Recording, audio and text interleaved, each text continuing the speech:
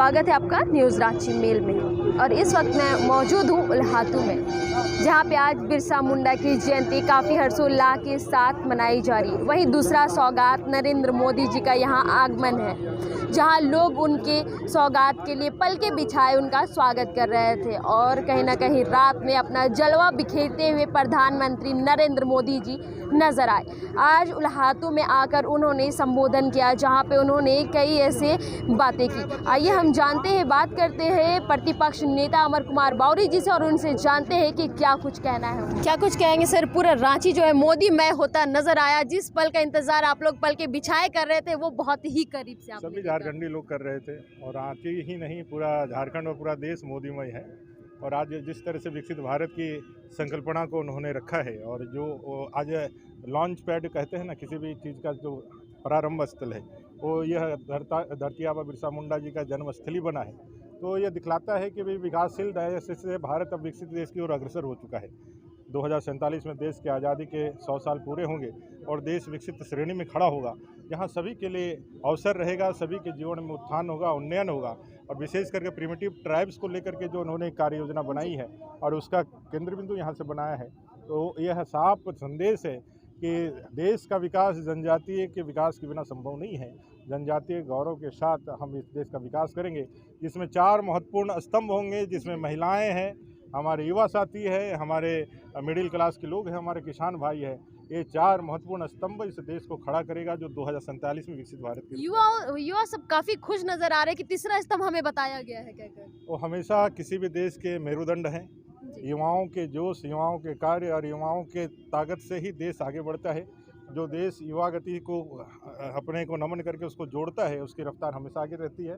और भारत विश्व का सबसे युवा देश है, और नरेंद्र भाई मोदी उनके प्रेरणा के केंद्र हैं, स्रोत हैं, जो सही दिशा में सही निर्णय के साथ सही लक्ष्य को निर्धारण करते हुए आगे बढ़ रहे हैं। तो देश निश्चित रूप से जब विकसित राष्ट्र की श्रेणी में आगे बढ़ करके आएगा।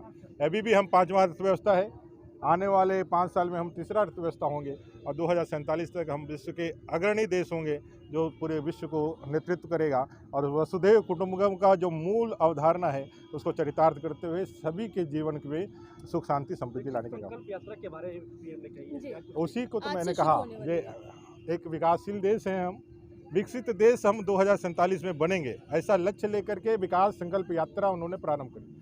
हर एक नागरिक जो उन्होंने ओथ दिलाया, वो आप देखे होंगे, हर एक नागरिक को अपने कर्तव्यों का भी ज्ञान होना चाहिए। हम अधिकारों की बात करते हैं, लेकिन जब भारत का नागरिक अपने कर्तव्यों के प्रति भी उतना ही सजग हो जाएगा, एक नागरिक के रूप में अपने दायित्वों को निर्वहन करने लगेगा, तो ये राष्ट्र के निर्माण के लिए जो अनुशासन और ईमानदारी एक नागरिक के रूप में इस राष्ट्र की सबसे बड़ी आवश्यकता है, जब वो आ जाएगा तो फिर देश आगे बढ़ने से कोई नहीं रुक सकता है। और ये आधारशिला जो आज रखी गई है, ये बहुत खास है और इसके बहुत बड़े मायने हैं विश्व के स्तर पर। महिलाएं काफी गदगद होती नजर आ रही है, जिसे कहा गया कि लखपति महिलाओं को बनाया जाएगा। मोदी जी के नारे महिलाएं भी काफी जोर जोर लगा रही थी। 2 करोड़ लखपति महिलाएं। और आप देखे होंगे कि भाई मोदी जी की जो भी योजनाएं हैं, उसके केंद्र बिंदु में मातृ वंदना है। मातृ शक्ति को ही केंद्र में रख करके उनकी योजनाएं, चाहे प्रधानमंत्री आवास योजना है, उज्ज्वला की योजना हो, फिर 1 रुपया चावल की योजना है, जो भी योजना है उसका जो केंद्र बिंदु माता बहन है। क्योंकि आधी आबादी को अभी तक के जो हमारे नीति निर्धारक, जो हमारे राज्य के देश के जो हमारा नेतृत्व रहा था, वो हमेशा से इनको जो है 50% आबादी को छोड़ करके देश के विकास की अवधारणा करता था।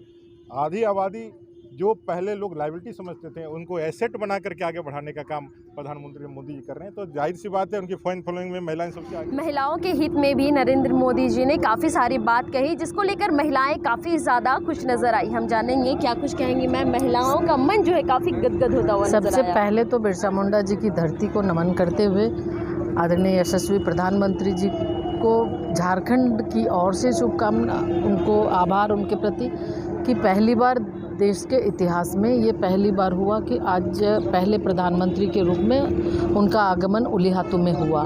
और बहुत ही माननीय प्रधानमंत्री जी भी खुश थे, और आम जन आपने देखा कि जो हजारों हजार की जो तादाद थी, लोग उनको किस तरह से वो सुन रहे थे। और ख़ास करके महिला, ये भैया दूज का भी अवसर है, महिलाओं में काफ़ी उत्साह था और उन्होंने महिलाओं को ये भरोसा भी दिलाया है शुरू दिन से, जब से देश के प्रधानमंत्री के रूप में उन्होंने कार्यभार संभाला है। बेटी बचाओ बेटी पढ़ाओ नारा के साथ बेटियों के लिए, चाहे वो रक्षा के द्वार हों या फिर सैनिक स्कूल में हो, हर एक जगह बेटियों के लिए द्वार खुले हैं। और सुरक्षा के साथ स्वास्थ्य, उनको तरक्की, प्रगति, उन्नति की भी बात माननीय प्रधानमंत्री जी ने की। और आज इस धरती से बहुत ही बड़ा सौगात यहाँ के लोगों को, झारखंड वासियों को, देशवासियों को और ख़ास करके जनजातीय समुदाय को मिला है।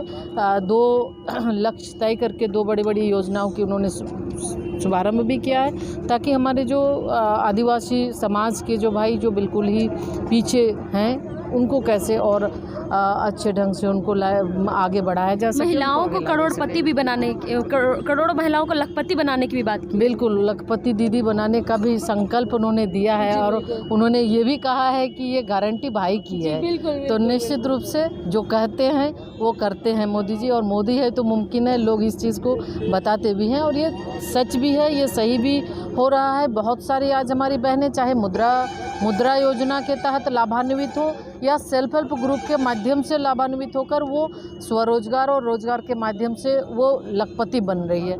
तो बहुत ही एक अच्छा अवसर मिला है।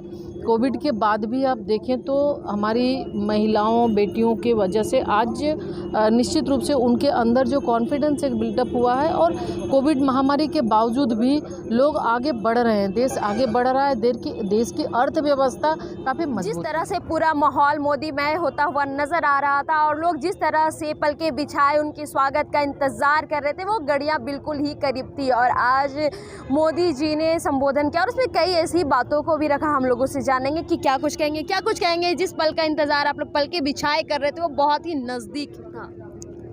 आज यहाँ पे झारखंड में नरेंद्र मोदी जी का आगमन हुआ है।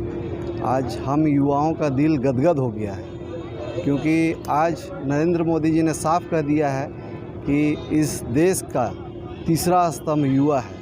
और इस बात को सुन के जितने भी हम यहाँ युवा आए हुए हैं, सब युवाओं का सीना चौड़ा हो गया है कि आज देश के प्रधानमंत्री बोल रहे हैं कि तीसरा स्तंभ युवा है। तो हम लोग यही चाहते हैं कि जितने भी युवा हैं, प्रधानमंत्री नरेंद्र मोदी जी का साथ देकर 2024 में उन्हें फिर से प्रधानमंत्री बना के इस देश को गौरवान्वित करेंगे। युवाओं के बारे तो कहा उन्होंने, महिलाओं के हित में भी बहुत सारी बात कही। जी, मेरे साथ में और मांझी से बहुत सारी महिलाएं भी आई हुई हैं और महिलाओं का सशक्तिकरण के लिए उन्होंने बहुत सारे कार्य किए हैं। उनके अभी यहाँ से नरेंद्र मोदी जी ने घोषणा की है कि 2 करोड़ महिलाओं को वो लखपति बना देंगे, और इसको सुन के महिलाओं का दिल भी गदगद हो गया है। और इसको देखते हुए मैं नरेंद्र मोदी जी का बहुत आभार प्रकट करता हूँ। बहुत शुभकामनाएं। मेरा नाम आशीष कुमार साहू है, मैं युवा भाजपा नेता और मांझी प्रतिपक्ष नेता अमर बावरी। और वहीं दूसरी ओर हमने बात की अन्नपूर्णा देवी से, जिन्होंने बताया कि महिलाओं के हित में काफ़ी ऐसी योजनाएं प्रधानमंत्री लेकर आए हैं, जिसमें से एक योजना की बात की जाए तो उन्होंने साफ तौर पर यह भी कहा कि महिलाओं को लखपति बनाने की भी बात की और वो मोदी भाई की गारंटी भी बताई। जहां दूसरी ओर प्रतिपक्ष नेता अमर कुमार बावरी जी भी ने बताया कि युवाओं को तीसरा स्तंभ बताया, जिसको लेकर के युवा काफ़ी ज़्यादा खुश भी नजर आए। हमने युवाओं से भी बात की। युवाओं का कहना है कि अगले साल 2024 में प्रधानमंत्री के रूप में फिर से नरेंद्र मोदी जी को चुना जाएगा। ऐसे ताज़ा तरीन खबरों के लिए बने रहे न्यूज़ रांची मेल के साथ। मैं रिपोर्टर नेहा।